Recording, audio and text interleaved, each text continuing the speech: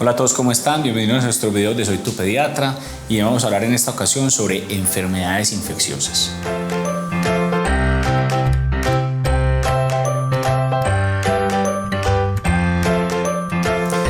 Vamos a hablar de enfermedades infecciosas y nos acompaña Juan Gonzalo Mesa. Lo han visto ustedes en videos anteriores, en fiebre, lo vimos en vacunas.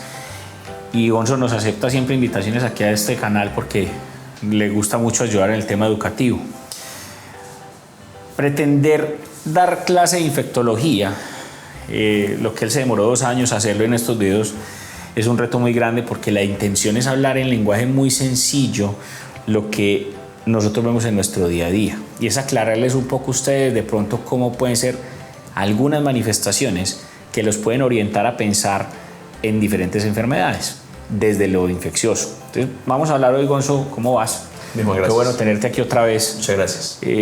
Vamos a hablar sobre enfermedades infecciosas, pero lo grande. Yo quisiera que como que le explicáramos a los padres cosas muy puntuales y sencillas como para que ellos puedan identificar situaciones en sus hijos en cuanto a enfermedades se refiere, enfermedades infecciosas específicamente. Vamos a hablar hoy de parasitosis. La parasitosis en algunos países de Latinoamérica puede ser más frecuente que en otros por su entorno, por sus climas, y en otras partes del mundo, porque nos están viendo en 132 países, puede que sea algo muy raro, ¿cierto? Y que ustedes ven un ascaris, que es el gusanito que sale por la colita, pues, o por el popó, sea una cosa extremadamente rara, pero estamos en Colombia y en Colombia es zona endémica de muchos de estos parásitos, entonces me parece importante tocar este tema. Hablemos un poquito de las parasitosis de una manera práctica para los papás. Okay, pues parasitosis, básicamente hay muchos tipos de parasitosis. Hay parásitos que están dentro del cuerpo y otros que están por fuera del cuerpo. Pero en este caso, pienso que el enfoque es más de parasitosis intestinal. Correcto. ¿Cierto? Que son básicamente parásitos que están dentro del cuerpo. Como para no dejar suelta la idea, los que están por fuera son los piojos, lo que llaman el carranchín, que se llama escabiosis. Pero los parásitos, los endoparásitos o parásitos que están dentro del cuerpo, pues el que más relevancia tiene desde el punto de vista clínico son los parásitos intestinales. Como bien lo mencionaste, la presencia o ausencia de ellos depende mucho del sitio como tal donde estemos. Hay países en los cuales prácticamente no se ven, como hay países en los cuales casi todo el mundo los tiene. Entonces, para eso sería ideal hacer estudios como tal, estudios serios, epidemiológicos, o sea, mirar qué tanto se comporta la presencia o ausencia de parásitos en nuestro medio, hablando de parásitos intestinales. En Colombia tenemos estudios de eso relativamente recientes. El último publicado, hasta donde mi conocimiento llega, fue en 2015, en el cual, inclusive por regiones, haciendo estudios de pacientes, se encuentran parasitosis intestinales en diferentes proporciones según la población. Antioquia suele ser un sitio con realmente una prevalencia relativamente baja, pero hay partes del país donde hay mucho más. Le echamos la culpa siempre a los parásitos de las diarreas, ¿listo? Exacto. Pensamos mucho que es que el niño tiene diarrea, entonces hay que desparasitarse, o uno estuvo de paseo y llegó con diarrea, entonces me toca desparasitar porque estuve de paseo, entonces llegué con parásitos, y realmente no es tan cierto. La mayoría de diarreas son virales o bacterianas, en ese orden, en ese estricto orden, y virales por mucho, o sea, virales es por lo menos el 70% o hasta más. Bacterianas son hasta el 20-25% y las parasitarias son menos del 5% de las diarreas. Sí, como una infestación aguda pues que genere parásito, una diarrea pues muy raro. No es lo usual. Sí, exacto, no es como lo que uno espere, pero puede manifestar síntomas. Sí. Entonces, ¿qué nos haría pensar a nosotros que un chico puede tener una parasitosis? Bueno, la mayoría de pacientes parasitados son asintomáticos. Exacto. O sea, no tienen ningún síntoma. Y pueden tener síntomas tan sutiles como dolor abdominal, tienen más flatulencias o más peditos de lo normal, pueden tener las deposiciones un poquito más blandas sin que sean diarrea. Inapetencia. Inapetencia es frecuente en ellos, dejan de comer. Muy frecuente, sí. Hay casos graves en los cuales pueden tener unas colitis gravísimas, o sea, inflamaciones grandes del colon que hacen deposiciones con sangre y con moco y les duele y tienen fiebre, o sea, el espectro es supremamente amplio, pero lo más frecuente... Y la rasquiña. También. Hay otras cosas que son más importantes que los parásitos realmente, Sí. y son mucho más frecuentes. El hecho de que tenga rasquiña en el anito En el ano, sí. no es indicación necesariamente de parásitos. Hay casos mucho Sugiere más en el frecuentes. contexto, sumado a otros síntomas, la rasquiña en el ano, la posibilidad de una parasitosis. Sí, y sobre todo el contexto del niño. O sea, Correcto. la mayoría de parásitos uno se infecta básicamente de parásitos básicamente por mala salubridad. Expliquemos bien eso porque era la pregunta que seguía. ¿Cómo se contagian los parásitos o cómo me los llevo yo? La salubridad es condiciones de salud, lavadito de manos y alimentos, y miremos a ver qué más hay por ahí. La mayoría de parásitos entran por la boca. Listo, eso sí es definitivo.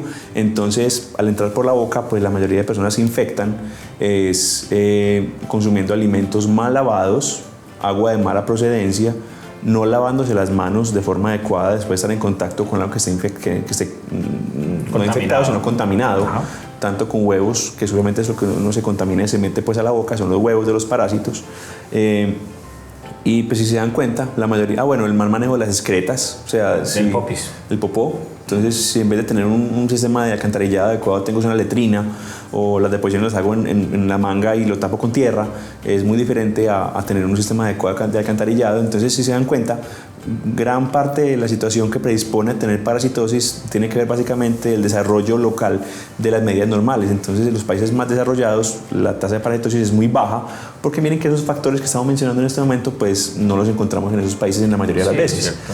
Entonces, si se dan cuenta, en los pueblos, en los lugares, en las veredas, es donde más casos de parasitosis hay, y usualmente llegan muy sintomáticos. Hay departamentos del país que están altamente parasitados por su situación social y económica del departamento, pues uno los ve, y uno en la práctica diaria los ve, el paciente que llegan remitidos de diferentes lugares, en los cuales uno diría increíble que todavía tengamos este tipo de cosas, pero se siguen viendo.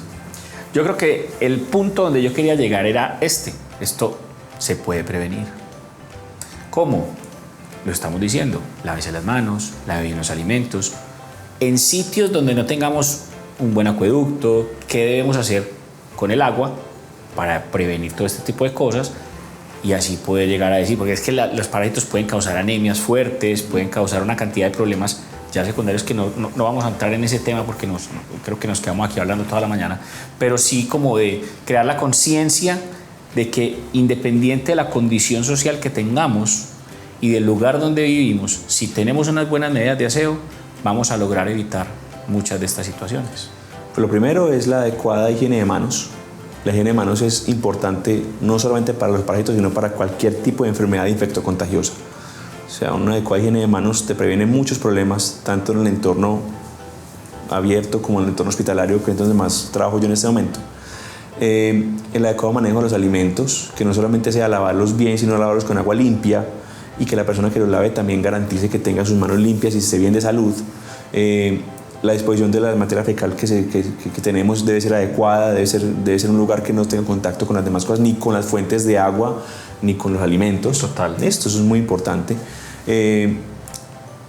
Hay otros que son de pronto como filigranas diferentes, que son como ya hilar muy fino, que es de pronto en sitios como de pronto como tierra muy suelta, no caminar descalzo, porque por ahí pueden entrar parásitos también. Sí. Que usar zapatos, pues. Sí, que ahorita mencionaste que algunos parásitos pueden producir anemias importantes, eso usualmente entra por ahí, Entra uno por lo pisa. los pies, los niños que están descalzos, sí. Lo pisa, por ahí entra el gusano, entra por la piel y te puede producir, ya para el intestino y te produce anemia. Pero es básicamente como, lavar si el agua de la fuente de agua no es adecuada, pues hervir el agua antes de consumirla. Y si toca, si también el agua es de mala procedencia, pues no lavar los alimentos con el agua de mala procedencia porque se le pega la comida. Hervirla y después lavarlo con agua hervida. Exactamente. Perfecto. Yo creo que estamos muy claros. Es un video informativo de básicas medidas de higiene para evitar este tipo de propagación y que todo lo podemos hacer en el lugar que estemos. Espero que haya sido de su agrado este video. Síganos en nuestras redes, www.soytupediatra.com.co, nuestra página web, en Facebook, en Instagram, en YouTube, Soy tu Pediatra Sin Espacios. Y recuerde que si nos quieren visitar en nuestra IPS, aquí les vamos a dejar el número para que nos llamen. Un saludo para todos.